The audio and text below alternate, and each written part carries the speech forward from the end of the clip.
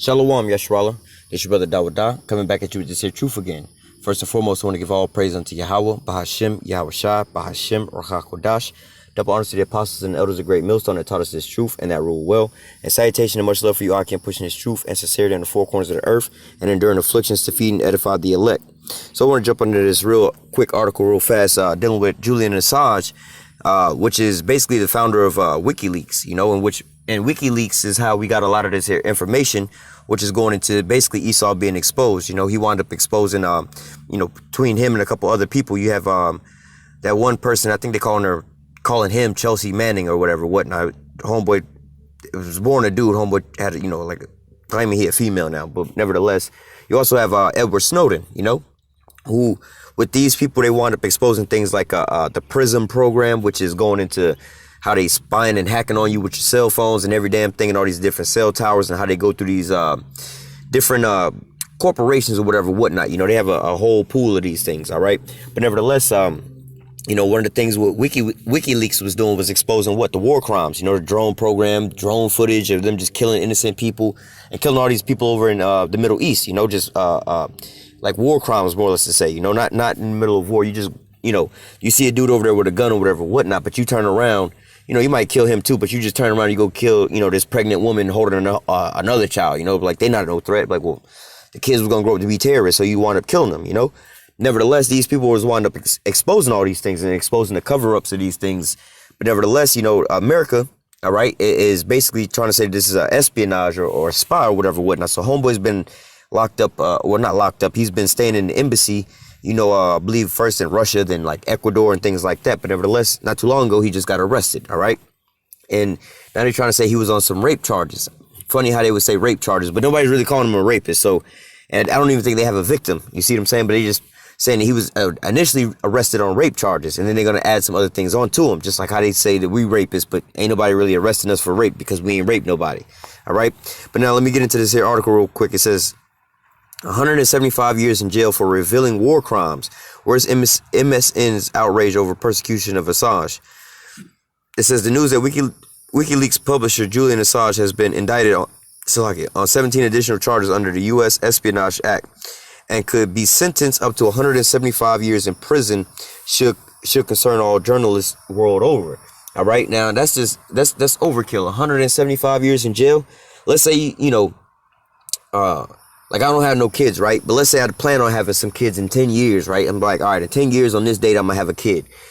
Even if that was the case, that kid still wouldn't live, 175 years to even go, live that out to that prison term. All right. That's just way overkill, man. All right. It says, let me see, because I don't want to read this here whole article. Well, let me read these paragraphs. It says, some to their credit have spoken out against the relentless persecution of the white-haired Australian truth teller. All right. Again, truth teller. Look at that. It says, but it's nothing compared to the outrage that could and should be stirred. Most journalists in the West have stayed as silent as the Trappist monks with sore throats and actually taken the side of authorities acting against Assange. Just imagine if I discussed here if Julian Assange was a Russian dissident being treated in the same way by the Russian authorities. Then we'd be seeing columns after columns in serious newspapers urging people to join the Free Assange campaign. And they have these things going on all over the world, Basically, these people are spies and moles for America, all right? And then they wind up going over there and getting caught, and then they'll wind up coming up with some kind of story. Oh, this is some past. Well, like Turkey, right? There's a guy over here in America that's living in America that is running from Turkey, all right? But America's saying, no, he's not no whatnot. He's like a pastor or something. But at the same time, over in Turkey, they're holding a prisoner that's basically is like an American. That's basically an American spy. But then they have a cover story for him too. Oh no, he's not no spy. He's just, I believe he might be the pastor or whatever. He's like, oh, he's not a spy. He's just a pastor from America trying to spread the truth of Jesus, over here in Turkey. I don't know why y'all will call him a spy, but nevertheless, this is how the so-called white man sets his things up. He got spies and things all over the world, man. All right. Just like how we say, hey man, they got agents that be sliding up into the camps and stuff like that. People trying to throw you off. The same thing when they trying to overthrow these governments. All right. It says, let me see. Let me go down because there was something I wanted to read about this here rape situation.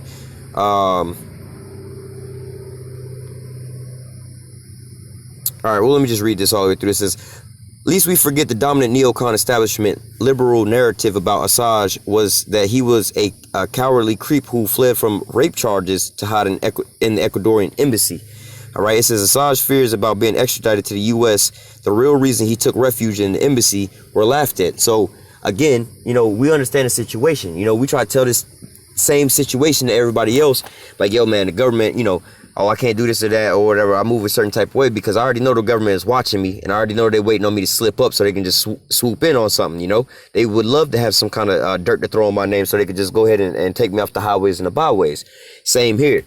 Julian Assange was exposing the wickedness that they was doing, but what they wound up doing, they wound up saying, look, he was a rapist, all right, trying to put out, demonize him, you know, just like in any charge, you know, when you call somebody a rapist, they pretty much guilty no matter what the outcome is going to be, you know, whether or not the woman wound up lying, people are still going to look at him as a rapist, you know. It says, in 2010, Assange stated the risk we've always been concerned about is the outward extradition to the United States, and that seems to be increasingly likely, you know. And hey, we telling people the same things, you know, the same, you know, going out about how we have to move the so-called white man trying to come down on us, or even hell, in a carnal sense, man, the so-called white man racist, he be trying to kill niggas and shit. Why y'all paranoid? Y'all always thinking that, so on and so forth. Ain't nobody trying to kill you. Hey, you see, if they get a chance, what they would do, all right? It says, let me see. Now that the indictments from the U.S. have come, those who will rubbish Julius Assange's concerns have good grace to admit that they were wrong, and the flight to the Ecuadorian embassy was justified. It says, let me see, because there was something about the rape case as well I wanted to go into. Oh, right here. It says it's hard to believe this. Similar exhortations weren't made again following Assange's removal from the Ecuadorian embassy in Lo, and behold, on Monday it was announced that the prosecutors in Sweden have asked the courts to detain Assange in absentia as part of an investigation into the rape allegations. So they just pretty much, you know, they using this as their tactic. Oh, you know, especially if they don't have no victim. Well, we want to hold him in jail till we can collect enough evidence to take him to court or whatever, whatnot. You know, he'll basically be in court or in jail indefinite before, you know what I'm saying, they ever find any evidence, and he'll wind up dying. Like, well, we never got around to his case, whatever, whatnot. And then plus they're trying to add 175 years on top of this. All right.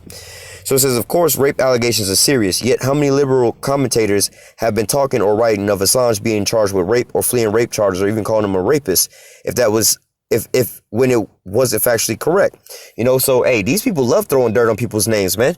Just like the so-called white man love coming down on Jake, man. They would love to arrest us and torment us and torture us in prison. But guess what? You know, they call us rapists and stuff like that. But guess what, man? The police don't be arresting us for rape, man. We don't got no rape charges on us. All right. The same way we over here, man. They would love to, you know, they love demonizing people in the news and stuff like that. But why aren't y'all calling him a rapist if that's what you saying he being charged with? You know, the only reason you wanted to arrest him, oh, he actually fleeing rape charges. It ain't got nothing to do with the information he leaked out. All right. Same with, you know, with preaching this here word, man. All right. They're going to want to bring in charges upon us, and they might charge us with something different, man.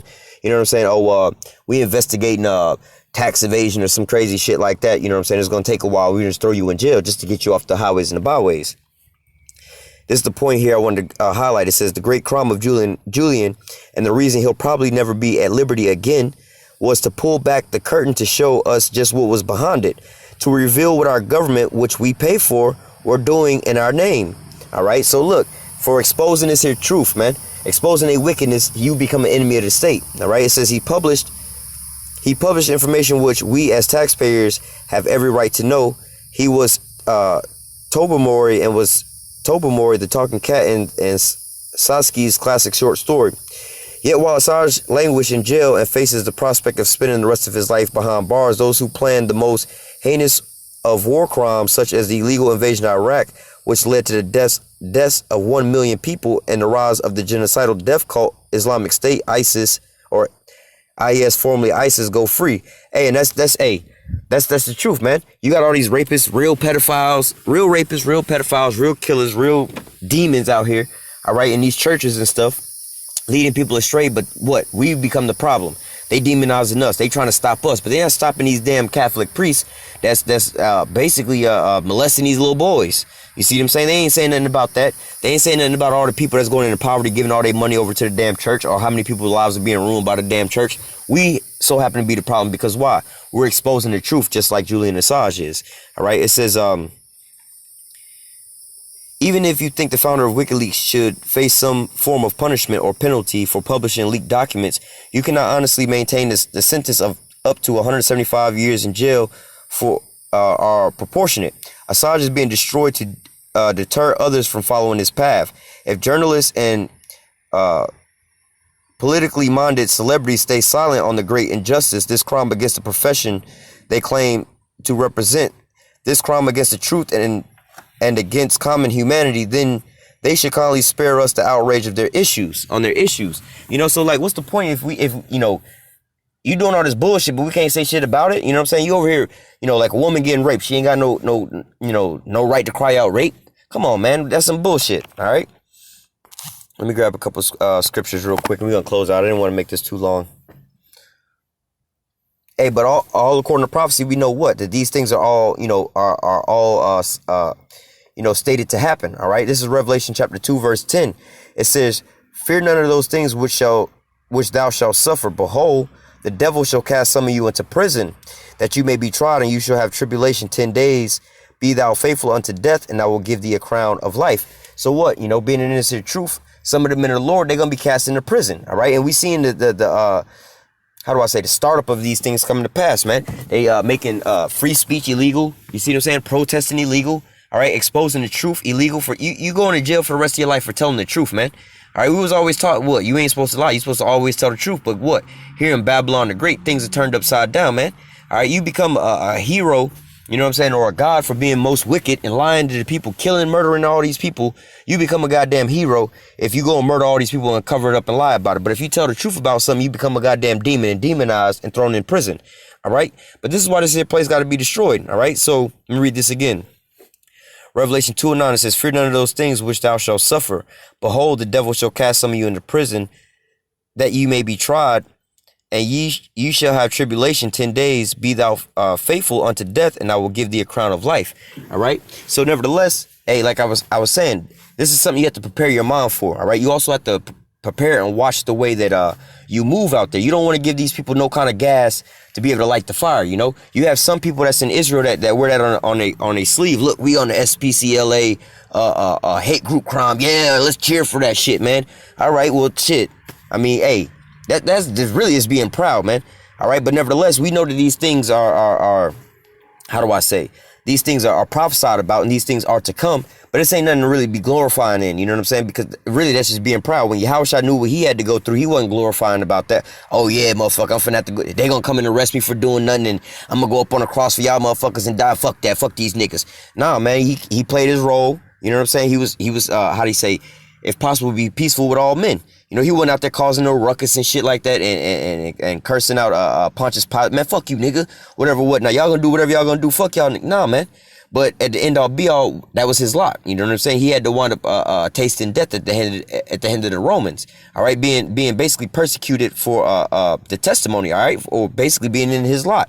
So we also have to walk in our lot. But what? At the same time, we don't want to be walking. You know, you have to walk circumspectly.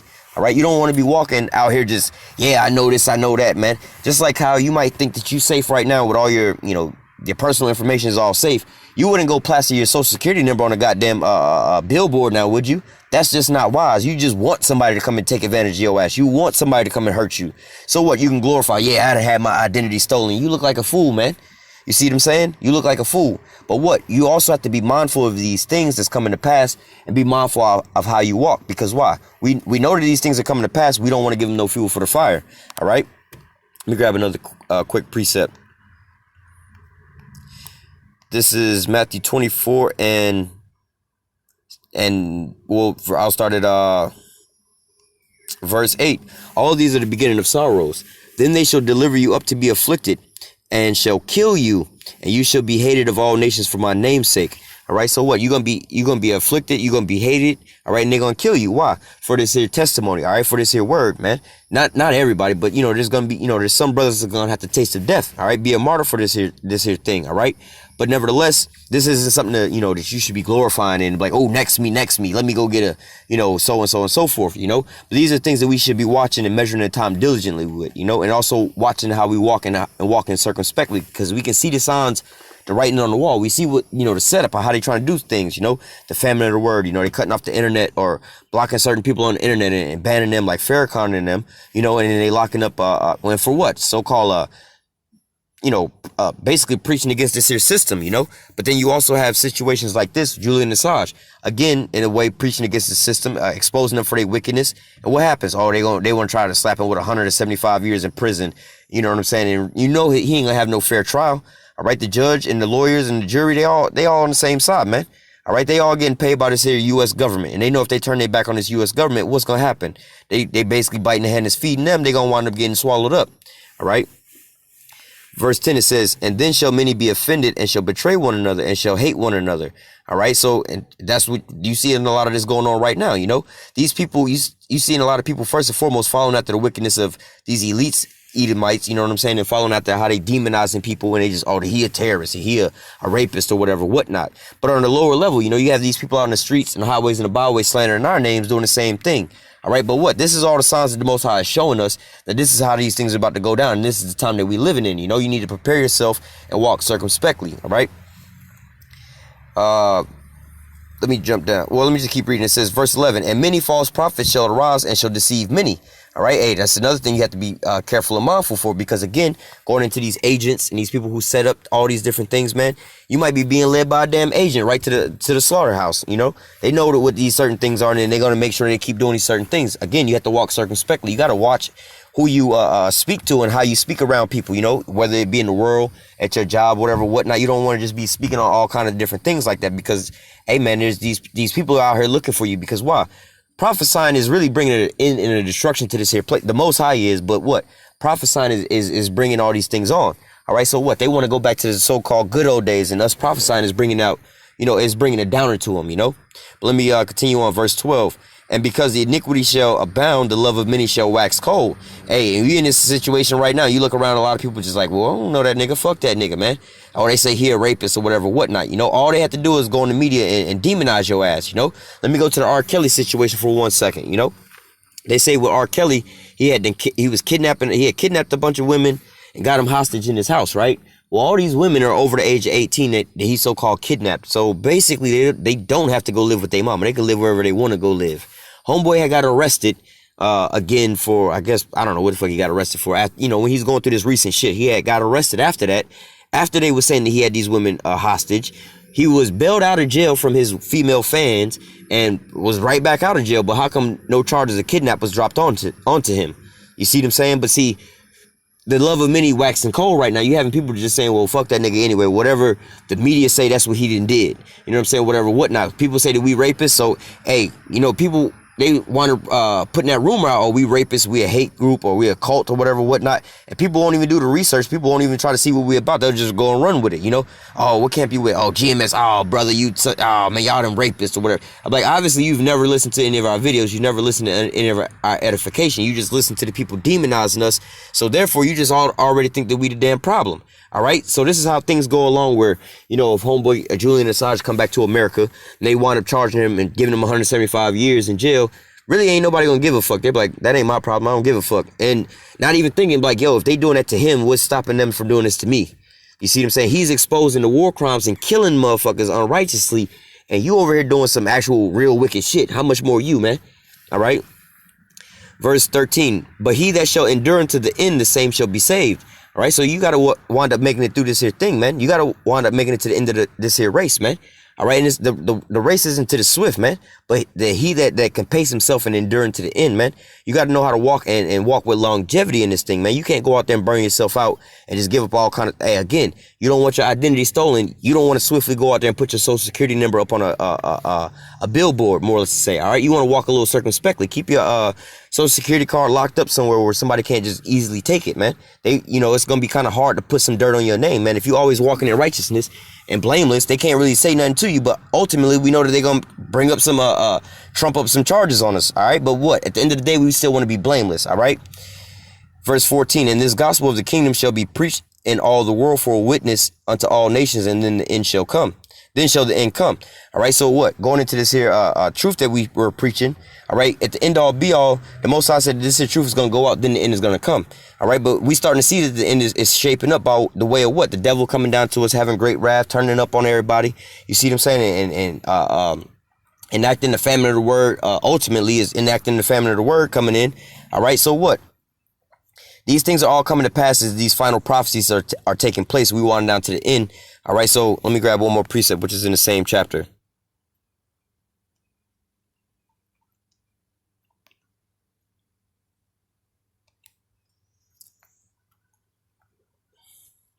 This is Matthew 24 and verse 32. It says, now learn the parable of the fig tree. When his branch is yet tender and putteth forth leaves, you know summer is nigh. So likewise, when you shall see these things, know that that is near, even at the door. Verily I say unto you, this generation shall not pass away till all these things be fulfilled.